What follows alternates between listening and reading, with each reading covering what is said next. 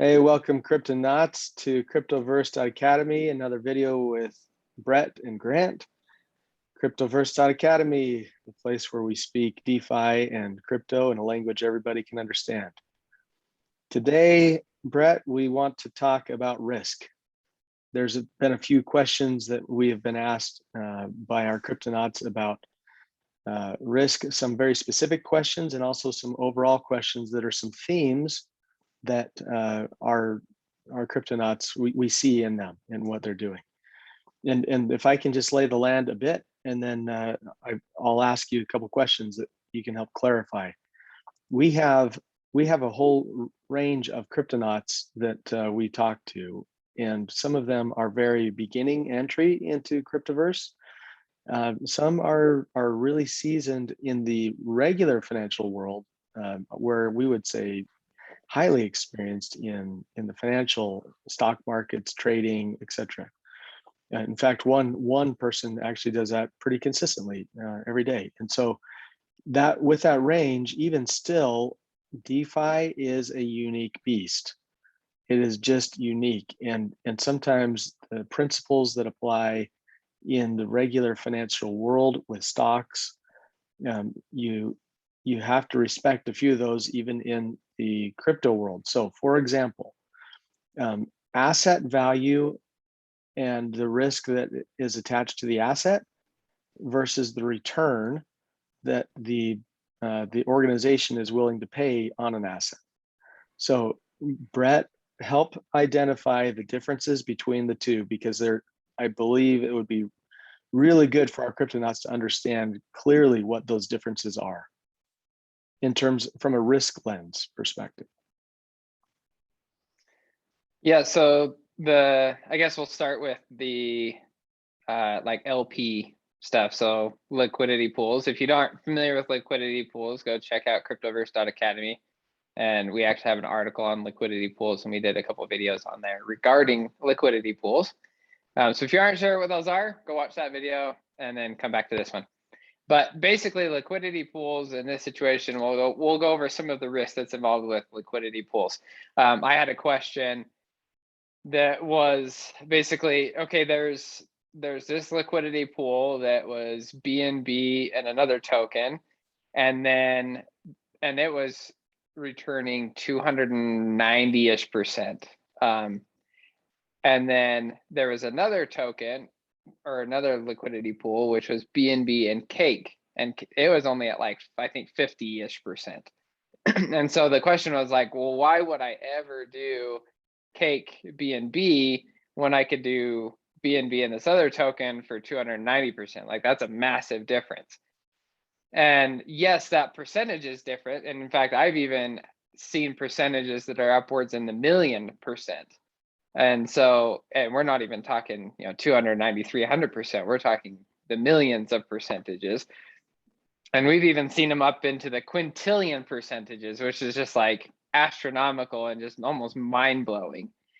But at the same time, you have to remember that there is a level of risk that are involved with these. And so depending on the token that you're investing in, the return, while it might be high, any drop in the value of the coin is going to exponentially change how much money you'll actually have. So even though you're earning more coin at 300%, if it drops even 10%, you're gonna more than likely lose money, even though you've been gaining 296%.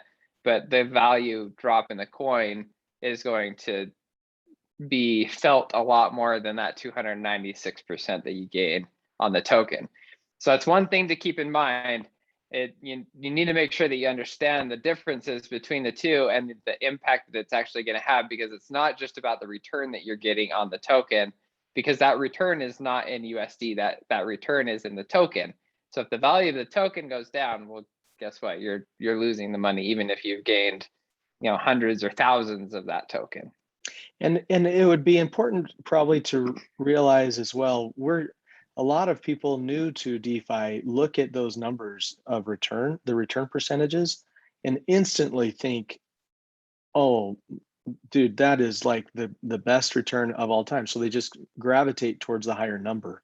even if it was something USD, right? Thinking that it's more stable, and it doesn't Yep. matter. You can't go for the big.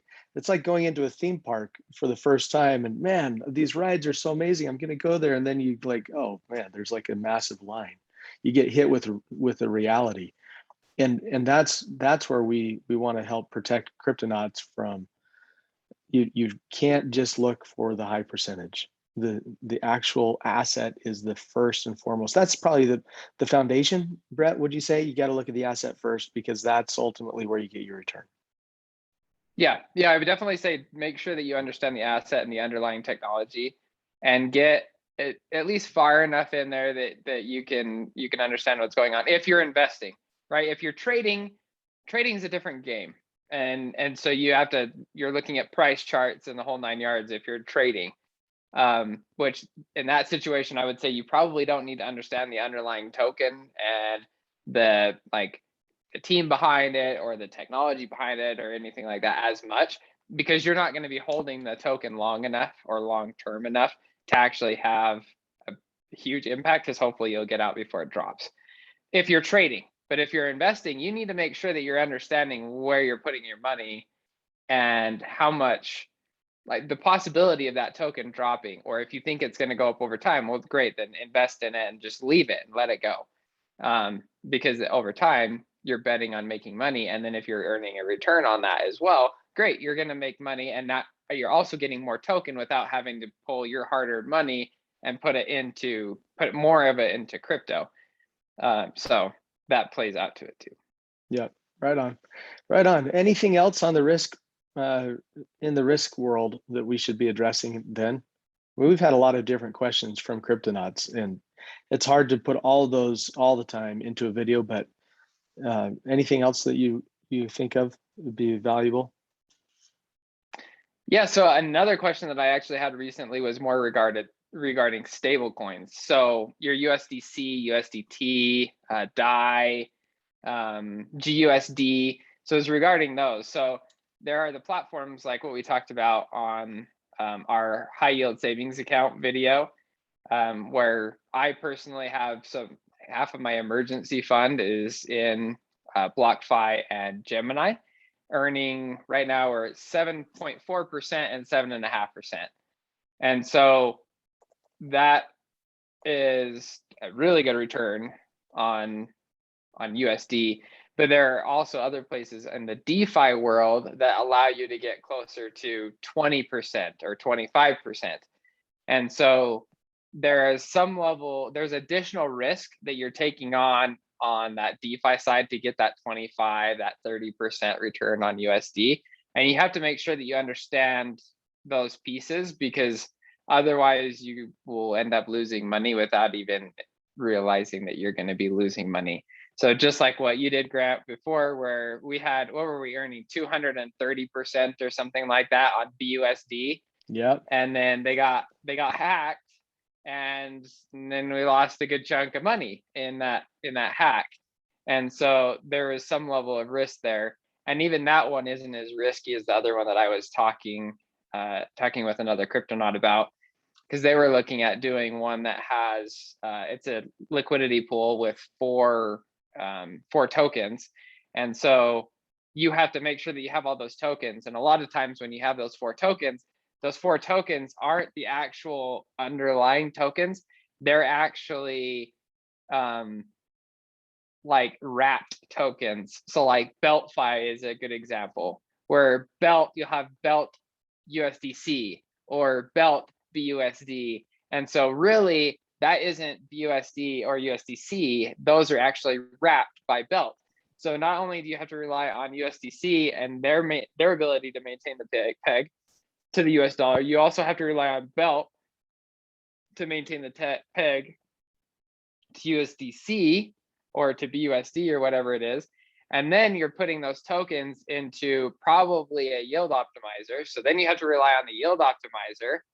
And then that yield optimizer is also probably putting them somewhere else to actually get the liquidity pool. So you have to rely on that one. So it'd be something like Pancake Swap or And what are some of the other ones? Well, and not just rely on those, but rely on the decision making of those putting it into those, right? Like there are many layers Yeah. there.